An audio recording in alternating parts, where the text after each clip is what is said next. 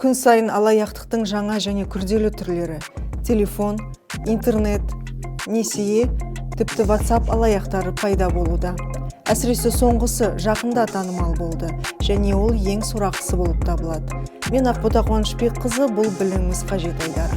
Алаяқтық тізбегі келесідей: әлеуетті жәбірленушінің WhatsApp мессенджеріне бейтаныс адамнан немесе алаяқтар бұзып алған сенімді контактіден сілтемеге өту арқылы дауыс беру, лайк қою, пікір жазып кету, 30 ойынына және сауалнамаларға қатысу туралы өтінішпен хабарламалар жіберіледі.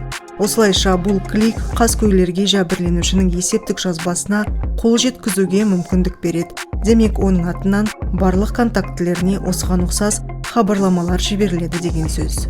Әрі қарай қылмыстық әрекет келесідей өрбиді. Бұзылған WhatsApp арқылы алаяқтар барлық контактілерге үшінші адамдардың жалған есеп шоттарын көрсете отырып, әртүрлі сылтаулармен қарызға ақша бере тұруын сұрайтын мәтінді жібереді. Полиция ескертеді: күмәнді сілтемелерді баспаңыз және жеке деректеріңізді енгізбеңіз. Егер сіз байқаусызда алаяқтың өтінішін орындадым деп күдіктенсеңіз, қосымшадағы өзгертулерге кіріп, содан кейін байланысты құрылғыларға өту арқылы WhatsApp аккаунтыңызға параллель кірудің бар жоғын тексеруге болады.